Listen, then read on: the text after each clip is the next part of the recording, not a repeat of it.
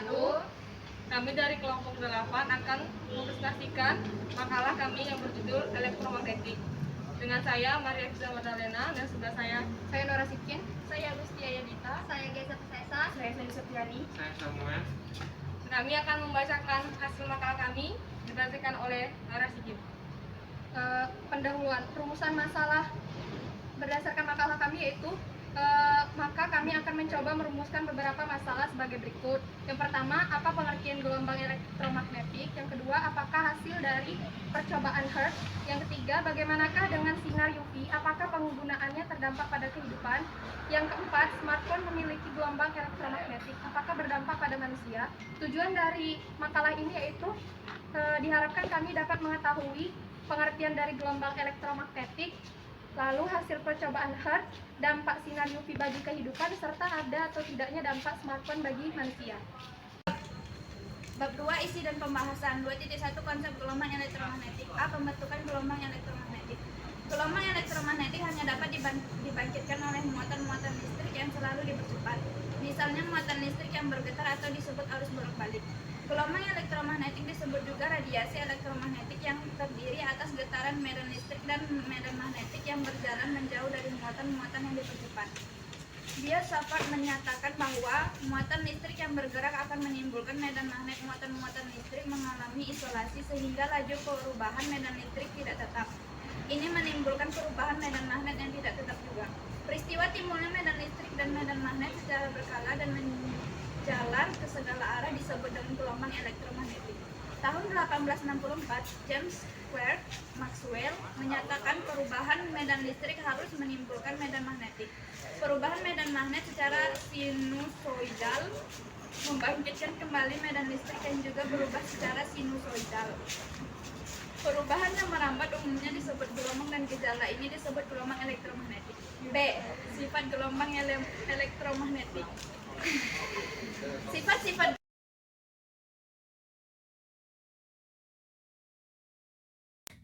gelombang elektromagnetik. Sifat-sifat gelombang elektromagnetik yaitu perubahan medan magnet dan medan listrik terjadi pada saat yang sama, sehingga kedua medan memiliki harga maksimum dan minimum pada saat yang sama dan pada tempat yang sama. Penjalaran medan magnetik tegak lurus dengan arah rambat gelombang sehingga merupakan gelombang transversal. Mengalami peristiwa pemantulan, pembiasan, interferensi, difraksi, dan polarisasi. Tidak dipengaruhi oleh medan listrik dan medan magnet karena tidak punya muatan. Dalam ruang hampa merambat dengan kelajuan 3 × 10⁸ meter per sekon. Kecepatannya akan berubah jika merambat pada medium yang punya kerapatan berbeda. Hipotesis Maxwell dan keunggulannya. Muatan yang bergetar selalu mengalami percepatan dan muatan yang dipercepat menghasilkan gelombang elektromagnetik. Teori ini dikemukakan oleh Maxwell.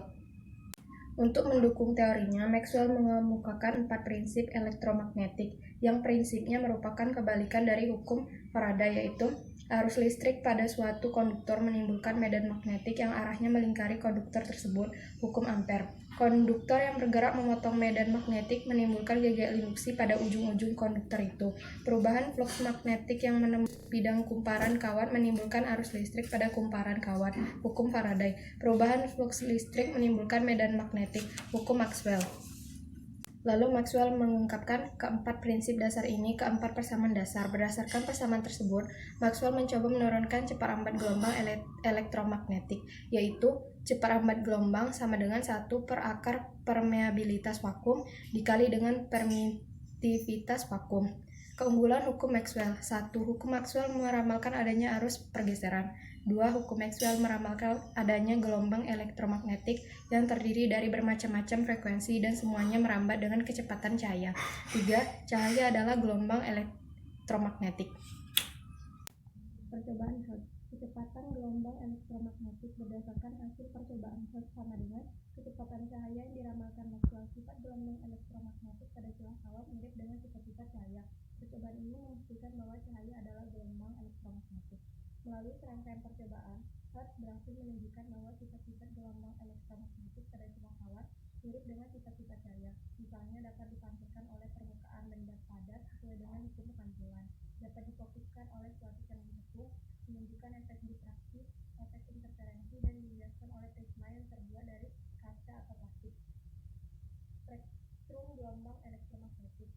Berdasarkan gambar rentang spektrum gelombang elektromagnetik, semua gelombang mempunyai sifat dan kecepatan yang sama. Frekuensi dan panjang gelombang dari masing-masing gelombang berbeda-beda. Semakin ke kanan, energi dan frekuensinya semakin besar, sedangkan semakin ke kiri, panjang gelombangnya semakin besar.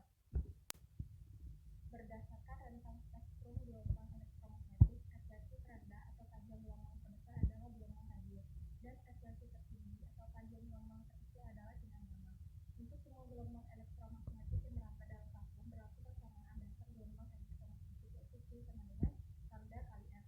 Penerapan gelombang elektromagnetik. Gelombang radio. Gelombang radio dihasilkan oleh muatan-muatan listrik yang dipercepat melalui kawat-kawat penghantar. Muatan-muatan ini dibangkitkan oleh rangkaian elektronika yang disebut osilator. Gelombang ini dipancarkan dari antena dan diterima oleh antena juga. Alat yang memanfaatkan gelombang radio yaitu radiofon, merupakan telepon yang tidak menggunakan kabel. Alat ini memanfaatkan satelit komunikasi. Telepon jenis ini sering mengalami gangguan jika cuaca tidak baik. Pesawat radio dan pesawat televisi. Pesawat radio dan pesawat televisi. Gelombang radio sering dipakai untuk komunikasi jarak jauh karena gelombang radio mudah dipantulkan oleh lapisan ionosfer. Dalam sistem komunikasi, gelombang radio berperan sebagai gelombang pembawa yang membawa gelombang bunyi menuju penerima. Sinar gamma. Sinar gamma terbentuk karena ledakan bintang, ledakan bom nuklir, bahan radioaktif, gelembung energi di pusat galaksi, bintang yang terhisap black hole. Sinar gamma punya frekuensi antara 10⁻20 Hz sampai 10⁻25 Hz. Sinar gamma merupakan gelombang elektromagnetik yang punya daya tembus sangat kuat sehingga dapat menembus pelat besi tipis. Manfaat sinar gamma yaitu membunuh bakteri dan membunuh sel kanker atau tumor, mensterilisasi makanan dan minuman, mensterilkan peralatan dokter sebelum melakukan operasi. Sinar X terbentuk karena proses eksistensi elektron yang bergantung seberapa besar energi yang diberikan sehingga perlu untuk mempercepat elektron. Manfaat sinar X pada bidang medis yaitu digunakan sebagai alat untuk menyelidiki penyebab dan gejala pada penyakit pasien atau mendiagnosa suatu penyakit, membantu mengkonfirmasi ada atau tidaknya suatu penyakit atau cedera pada seorang pasien, sebagai radioterapi untuk membunuh sel-sel tumor dan kanker, dan untuk mensterilkan peralatan medis. Sedangkan manfaatnya dalam bidang industri yaitu membantu melacak kerusakan seperti retak dan aus dalam komponen mesin industri yang mungkin tidak terdeteksi. Sebagai alat medis mikroskopis, memperbaiki retakan atau kerusakan pada mesin-mesin industri, menghilangkan bakteri berbahaya dari produk kalengnya makanan laut dan produk lainnya, serta untuk memantau kualitas produk yang dihasilkan oleh sebuah industri. Sinar ultraviolet berasal dari radiasi termal yang dipancarkan oleh sinar matahari.